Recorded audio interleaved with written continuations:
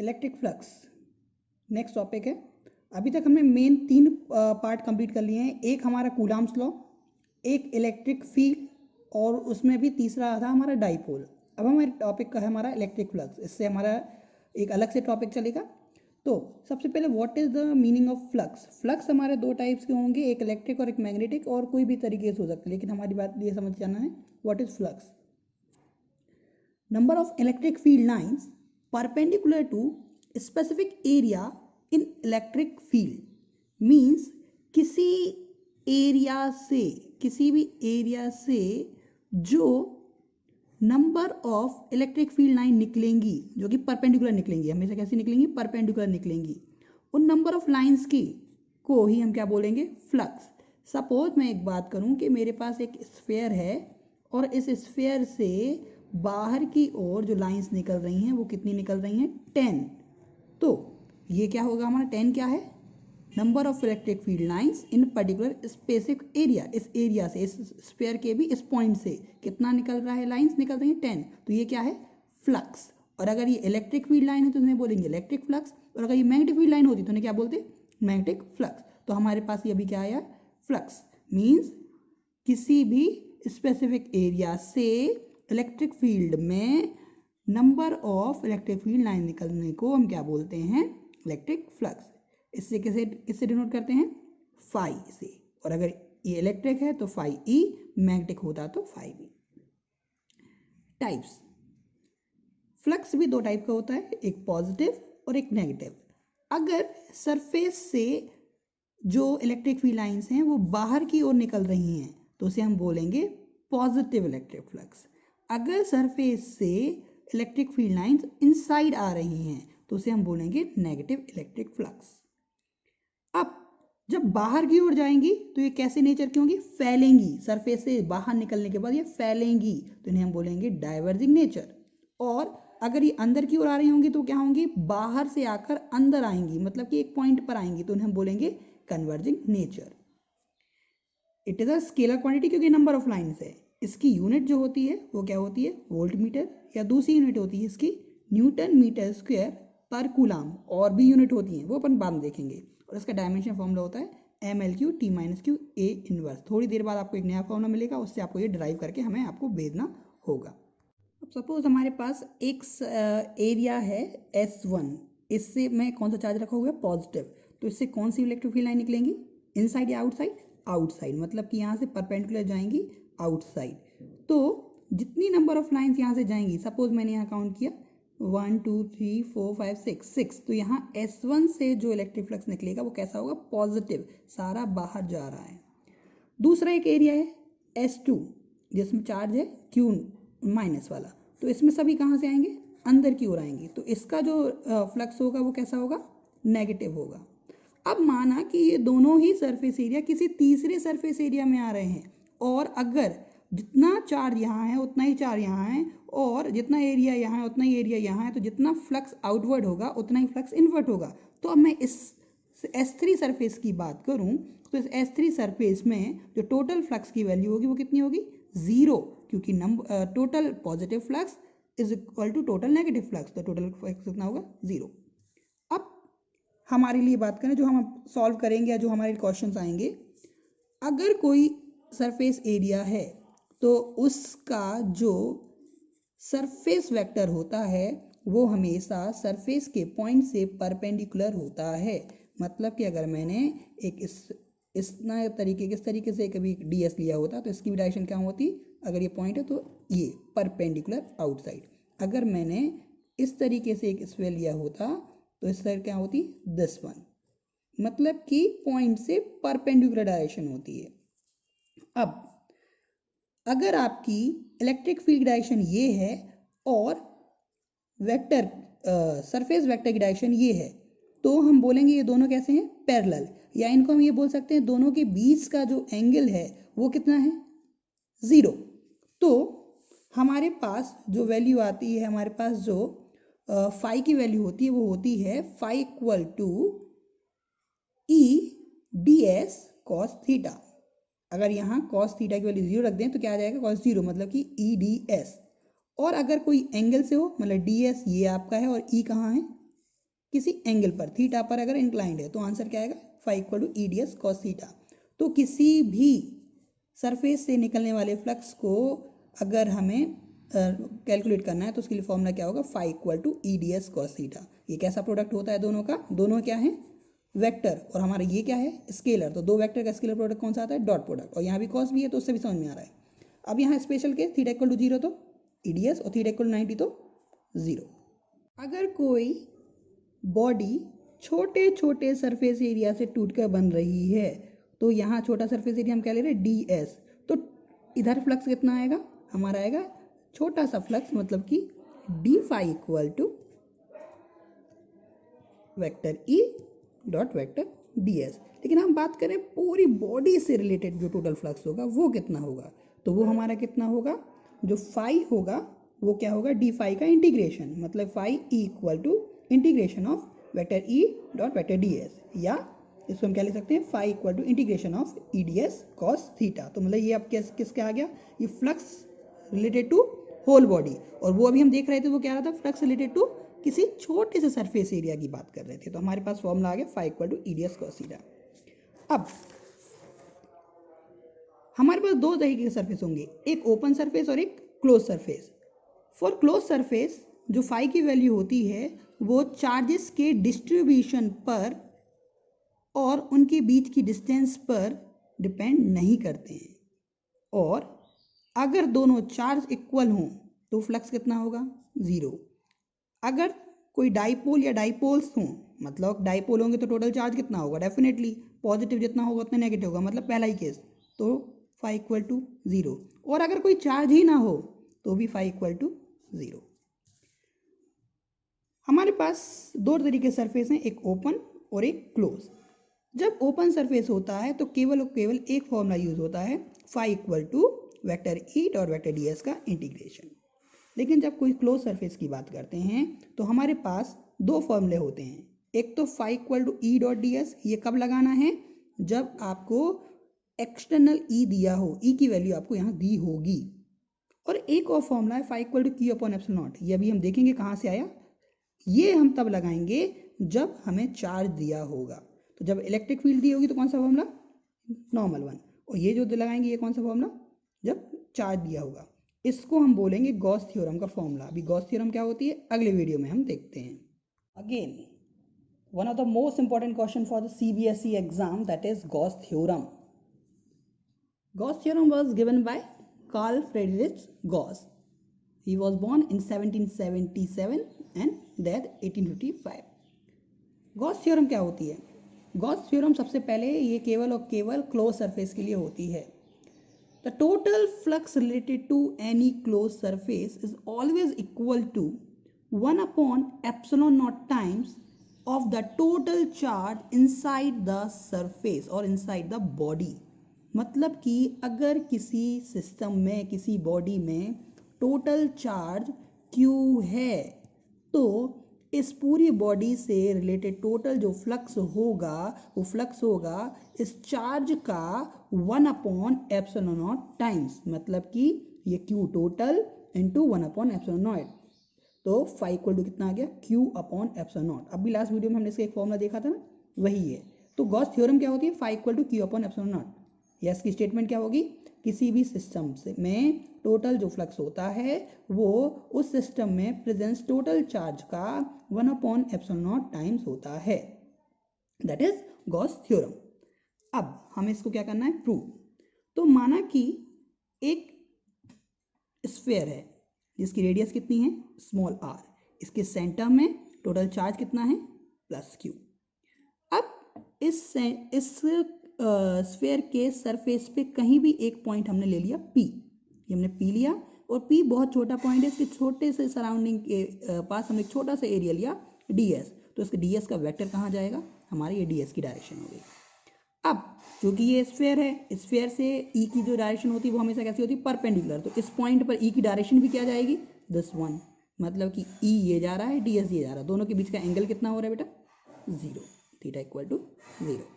अब वापस आते हैं, सबसे पहले इस पॉइंट B पर E की value, E on point P कितना आएगा, vector equal to 1/4 pi epsilon not Q upon R square, वही E due to the point charge. अब इसके अराउंड हमने पी के अराउंड क्या लिया है, एक स्मॉल सरफेस ds, तो इधर थोड़ा सा जो फ्लक्स आएगा वो कितना आएगा, वेक्टर ई ds, या ds यहाँ एंगल कितना था हमारा cos थीटा, दोनों पैरेलल हैं तो थीटा इक्वल टू 0, तो कितना आ जाएगा ई ds cos थीटा, तो D phi equal to E ds cos 0 equal to 1, तो टोटल फ्लक्स कितना आ जाएगा, इसका हम इंटीग्रेशन कर देंगे, इंटीग्रेशन करने के लिए phi equal to E ds। अब ई की वैल्यू कहाँ से रख दें हम, ये वाली हमने यहाँ से ई की वैल्यू यहाँ इसमें रख दी। जैसे हमने इसमें ई की वैल्यू रखी तो हमारा आंसर क्या आ गया, phi equal to 1/4 pi epsilon not Q upon R square into ds। अब हमने कल ही बताया था जिसके रिस्पेक्ट में करते हैं वही केवल क्या रहता है अंदर, बाकी सब बाहर, तो 1/4 pi epsilon Q upon R square बाहर, केवल क्या बचा, कुछ नहीं, मतलब कि 1 इंटू ds, तो 1 का इंटीग्रेशन कितना होता है, जिसके रिस्पेक्ट में करते हो वो, मतलब कि s। अब s क्या है, इसका एरिया, एरिया किसका, स्फेयर का, तो किसी स्फेयर का एरिया कितना होता है, सर्किल का पाई आर स्क्वायर और स्फेयर का 4 पाई आर स्क्वायर, तो आंसर क्या आ जाएगा 1/4 pi epsilon not Q upon R square into 4 pi R square, R square से आर स्क्वायर कैंसिल, 4 पाई से 4 पाई कैंसिल, ऊपर क्या बचा क्यू, नीचे क्या बचा एप्सिलॉन नॉट, दैट्स ऑल। तो हमारे पास जो वैल्यू आई, हमारे पास क्या बची, केवल और केवल 1 epsilon naught into Q, that phi equal to Q upon epsilon, यही तो हमें प्रूव करना था, मतलब हमारी गॉस थ्योरम क्या प्रूव हो गई, phi equal to Q upon epsilon naught. This is again important derivation. अब इसमें कुछ स्पेशल पॉइंट्स आपको एग्जाम में इतने लिखना है, कुछ स्पेशल पॉइंट्स कॉम्पिटिटिव स्किल से देखें कि अगर इसमें एक पॉइंट चार्ज ना होकर अलग अलग पॉइंट चार्जेस होते, Q1 Q2 माइनस भी जो भी है, तो हम टोटल चार्ज क्या लेते हैं, इनका एडिशन। अब मान लो अगर ये प्लस माइनस है तो 2 और -1 जो भी एल्जेब्रिक एडिशन आएगा वही लेंगे। अगर यहाँ कोई और मीडियम होता तो क्या आ जाता, यहाँ जो डाइलेक्ट्रिक कॉन्स्टेंट है उस मीडियम का वो यहाँ आ जाता phi equal to Q upon epsilon naught into के।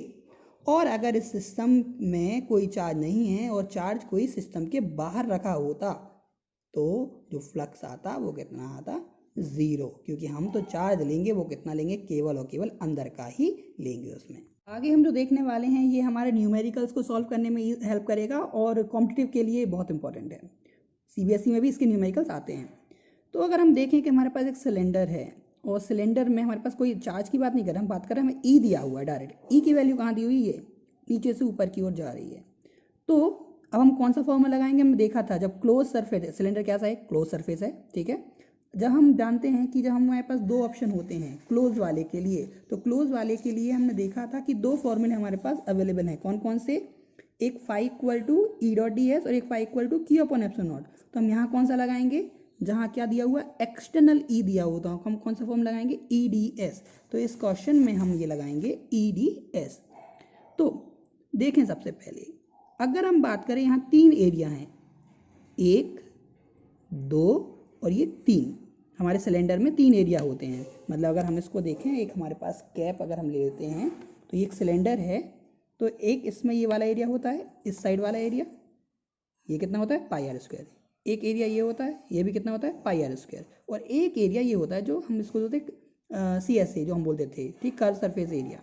तो सबसे पहले तो आपको इनके एरिया पता होना चाहिए किसी भी बॉडी के, तो इसका एरिया पाई आर स्क्वायर, इसका एरिया पाई आर स्क्वायर, और इसका एरिया कितना होता है, इसका एरिया कितना हो सिलेंडर का सरफेस एरिया का 2 पाई आर एल। तो सबसे पहले हम यहाँ देखते हैं कि इस वाले में देखें तो इसमें E और DS का जो डायरेक्शन है उसका एंगल कितना है 0, तो cos 0 कितना होता है 1, मतलब इसका आंसर आएगा E इंटू एरिया, और इसका एरिया कितना है पाई आर स्क्वायर, ठीक है। तो हमारा ये आ जाएगा आपका जो एरिया आएगा हम उसको बोल देंगे पाई आर स्क्वायर, ये हमारा आंसर आ गया pi R square into E surface 1 का। अगर इस साइड देखें, इस साइड हमारा क्या आ रहा है, ई जा रहा है इधर, ds इधर जा रहा है, मतलब एंगल कितना हो गया theta equal to 180 and cos 180 कितना हो जाएगा आपका, cos 180 की वैल्यू होती है -1, तो कितना आ जाएगा -1 into pi R square into E. तो हमारा पॉइंट कहाँ चला जाएगा, तीसरे सरफेस, ये कर्व सरफेस एरिया की बात देखें तो ई इधर है और ds इधर है, तो थीटा इक्वल टू कितना हो गया 90, मतलब क्या cos 90 इक्वल टू 0, इसलिए यहाँ आंसर आ जाएगा 0। तो अब टोटल फ्लक्स देखें तो एक इधर जा रहा है, एक इधर जा रहा है, इधर से कोई फ्लक्स निकल ही नहीं रहा है, मींस दोनों की वैल्यू कैसी है इक्वल, तो टोटल फ्लक्स कितना आ गया इससे 0। ठीक है, अब ऐसे ही यहाँ एक और देखें हम, यहाँ भी हमारे पास यही चीज़ है, यहाँ आपके पास क्या हो गया, ये ई है और आर दिया हुआ है, तो यहाँ से भी हम कैसे निकालेंगे, इसका जो हमारा एरिया आएगा, सरफेस एरिया आएगा, उसके अकॉर्डिंग हम इसको कैलकुलेट कर सकते हैं। एक और एग्जांपल लेते हैं इसी वाले का, एक्सटर्नल वाले का। हमारे पास एक क्यूब दिया हुआ है जिसकी हर साइड कितनी है a, और हमारे पास इलेक्ट्रिक फील्ड की डायरेक्शन दी हुई है 10 1, ये हमें दी हुई है, एक्सटर्नली दी हुई है। तो अब इसमें भी हम इस सरफेस से अगर निकालेंगे तो कितना आएगा आंसर 0। क्यों, ई और डी एस के बीच का एंगल कितना हो गया 90, तो हमारा फ्लक्स कितना आएगा 0। लेकिन अगर हम इसी सरफेस की बात करें तो इस सरफेस से कितना आएगा ई इंटू डी एस, और कॉस 0 मतलब 1, तो ई डी एस, और इसका एरिया कितना होता है, ये कैसा है, ये आपका हो गया स्क्वायर, तो स्क्वायर का एरिया कितना हो गया ए स्क्वायर, तो ये बाहर जा रहा है तो क्या आएगा phi equal to A square E. और अगर मैं इसकी बात करूं, इस सरफेस से बात करूं तो कितना आएगा माइनस ए स्क्वायर ई, तो टोटल कितना हो गया 0। फिर ऐसे ही इधर 90, इधर 90, इधर 90, इधर 90, it means total flux is 0। तो हमें अब समझ में आ गया होगा कि हमें ये फॉर्मूला कब लगाना है। अब बात करते हैं दूसरा फॉर्मूला, गॉस थ्योरम, क्योंकि हमने गॉस थ्योरम पढ़ी है तो गॉस थ्योरम के एप्लीकेशंस में हमें जाना है। उसके पहले थोड़ा आपको ये समझा दें, जब कोई केवल एक पॉइंट होता है तो हम पॉइंट के चारों ओर स्फीयर मानते हैं। जब कोई लाइन होती है तो उस चारों ओर अगर हम स्फीयर बनाना चालू करें तो हम उसको क्या मान लेते हैं, एक सिलेंडर। तो माना कि हमारे पास एक एल लेंथ का वायर है जो कि पूरा पॉजिटिवली चार्ज है, और हम मानते हैं इसके क्या है लीनियर चार्ज डेंसिटी वाला, मतलब हर एक पॉइंट पे चार्ज डेंसिटी सेम है। तो माना कि इसका जो एक सिलेंडर बना रहा है जिसका रेडियस कितना है कैपिटल आर, लेंथ कितनी है एल। अब इसमें ई क्या दिया हुआ है, नहीं, इसमें ई कैसे निकालेंगे, हम जानते हैं कि आपके पास अगर पॉजिटिव चार्ज है तो ई कहाँ होगा, इधर से इस साइड, इधर से इस साइड, ये हमारा मतलब ई की डायरेक्शन होगी, सीधी बात आउटवर्ड होगा, दैट वी कैन अंडरस्टैंड। अब अगेन सिलेंडर में कितने पोर्शन आ रहे हैं 1 2 3। अब ई ये है और डी एस ये है, दोनों के बीच एंगल 90, मतलब आंसर 0। दोनों के बीच एंगल 90 मतलब आंसर 0। दोनों के बीच एंगल 0 मतलब आंसर आएगा ई डी एस। और इसका एरिया कितना होगा, सिलेंडर का कर्व सरफेस एरिया होता है 2 पाई आर एल, तो यहाँ फाई इक्वल टू कितना आएगा 2 pi R L. Same to same इधर देखें, इसका हेमिस्फीयर का एरिया कितना होता है आपका 2 पाई आर स्क्वायर, पूरा स्क्वायर का 4 पाई आर स्क्वायर, इसका एरिया 2 पाई आर स्क्वायर। तो हम क्या लिखेंगे phi equal to E E into D S, तो क्या आ जाएगा ई की वैल्यू कितनी 1/4 pi epsilon Q upon R square, और ये 2 पाई आर स्क्वायर, तो इसकी यहाँ वैल्यू कितनी आ गई क्यू अपॉन 2 एप्सिलॉन नॉट। वहाँ कितनी आई थी क्यू अपॉन एप्सिलॉन नॉट, यहाँ कितनी आ गई क्यू अपॉन 2 एप्सिलॉन नॉट। ये बात याद रखिएगा, यहाँ देखिए यहाँ कितनी है क्यू अपॉन एप्सिलॉन नॉट, और इसको अगर हम आधा कर देते हैं कितना आ रही है Q upon 2 epsilon not. Next video को समझने के लिए हमें सॉलिड स्टेट के कुछ कॉन्सेप्ट्स आपको समझाने होंगे। क्लास 11th में आपने केमिस्ट्री में सॉलिड स्टेट पढ़ा हुआ था, उसके कुछ कॉन्सेप्ट्स आपको बता दूं कि अगर आपके पास कोई क्यूब है तो क्यूब में अगर हम बात करें सेंटर, तो कितने सेंटर होते हैं किसी क्यूब में, केवल और केवल एक सेंटर होगा। तो वो सेंटर किसी अपने पड़ोसियों के साथ जब वो रिएक्शन बैठेगा, अगर कई क्यूब्स हम साथ में लगा दें तो वो किसी से मतलब कितना शेयर करता है, केवल एक। तो जब भी कोई क्यूब होती है, क्यूब के सेंटर की बात आती है, तो आपको देखना है पड़ोसी मतलब कि कितना टच करेगा 1। अगर हम बात करें किसी क्यूब की फेस, कितने फेस होते हैं 1 2 3 4 5 6, 6 फेस होते हैं, सरफेस इसके फेस होते हैं। अगर हम ऐसे ही क्यूब, एक cube 2 cube 3 cube 4 cube 5 cube पूरा रख दे जाएं और इसके इधर से भी सब जगह क्यूब रख दें, तो हमारे पास ये जो सरफेस है, ये सरफेस केवल और केवल एक खुद से टच करेगी और एक जो इसके ऊपर रखा जाएगा उससे टच करेगी। मतलब एक जो सरफेस होती है वो केवल कितने पॉइंट से, कितने अलग अदर क्यूब से टच करती है, 2 से। अगर हम बात करें इस साइड की, अगर इस साइड की बात करें तो अगर हम यहाँ एक क्यूब रखेंगे तो एक क्यूब यहाँ रखा जाएगा, एक क्यूब इसके ऊपर रखा जाएगा और एक क्यूब इसके ऊपर रखा जाएगा। मतलब कि ये वाली सरफेस कितने क्यूब से अटैच है, 1 2, इसके ऊपर वाले 3 और इसके ऊपर वाले 4। मतलब कि जब किसी एज की बात की जाती, साइड की बात की जाती, तो कितने से अटैच होता है 4 से। और अगर हम बात करें किसी कॉर्नर की, इस कॉर्नर को देखिए किससे टच होगा, एक क्यूब यहाँ रखा हुआ है तो इसी से, एक क्यूब यहाँ रखा होगा दिस वन, तो ये दूसरा, एक क्यूब कहाँ रखा होगा यहाँ, तीसरा ए क्यूब कहाँ रखा होगा, यहाँ। चौथा ए क्यूब इसके ऊपर 5, ए क्यूब इसके ऊपर 6, ए क्यूब इसके ऊपर 7 और ए क्यूब इसके ऊपर 8। मतलब ये क्यूब कितने से कनेक्ट है, 8। मतलब कॉर्नर किससे होता है, 8। अगर आपको ये समझ में नहीं भी आया है तो आप याद रखिए, अगर आपने सॉल्यूशन नहीं पढ़ा है कोई बात नहीं, सेंटर में कितना 1, साइड फेस पे कितना 2, साइड में कितना 4 और कॉर्नर में कितना 8। तो ऐसे ही जब क्यूब के अंदर चार्ज रखा होता है तो अगर चार्ज सेंटर पे रखा हुआ है तो फ्लक्स कितना आएगा, इतना। अगर चार्ज कहाँ रखा हुआ है, फेस पे, तो फ्लक्स कितना आएगा, डिवाइड बाय 2। अगर साइड पे रखा हुआ है तो फ्लक्स कितना आएगा, डिवाइड बाय 4। और अगर कॉर्नर पे रखा हुआ है तो फ्लक्स कितना आएगा, डिवाइड बाय 8। ये एनसीईआरटी में भी है और सीबीएसई में भी है, इंपॉर्टेंट वन। एग्जाम्पल देखते हैं। हमारे पास मान लो एक सिलेंडर है, सिलेंडर के अगर सेंटर में क्यू है, चार्ज है, टोटल चार्ज सेंटर में मान रहे हैं, तो आंसर क्या आएगा, 5 = Q/ε0। अगर हम इसको हाफ कर देते हैं और या फिर हम इसको बोल रहे हैं कि नहीं, अब ये चार्ज कहाँ है, सेंटर में ना होके कहाँ है, सरफेस पर। तो ऐसे कितने सरफेस से ये कांटेक्ट कर सकता है, एक खुद ही अपने सिलेंडर से और एक दूसरे सिलेंडर से। तो कितना हो जाएगा, आधा इधर असर करेगा, आधा उधर असर करेगा। मतलब कि इसका आंसर कितना आएगा, Q/2ε0। जो हमने अभी देखा क्यूब में, उसका एग्जाम्पल, अभी अगर ये क्या होता, सेंटर में चार्ज होता, तो आंसर क्या आएगा, Q/ε0। अगर ये केवल सरफेस पर चार्ज है, ऊपर उसकी एक फेस पर चार्ज है, तो कितना आएगा, Q/2ε0। अगर ये किसी साइड पर चार्ज है तो कितना आएगा फ्लक्स, Q/4ε0। और अगर कॉर्नर पे तो कितना आएगा, Q/8ε0। ऐसे यहाँ देखें, यहाँ हमारा अगर कि एक स्फेयर है, स्फेयर के अंदर क्या है, सेंटर में, तो चार्ज क्या आएगा, आंसर आएगा 5 = Q/ε0। अगर इस स्फेयर को हम हेमी कर दें, आधा कर दें, हेमिस्फेयर बना दें, तो कितना आ जाएगा, Q/2ε0।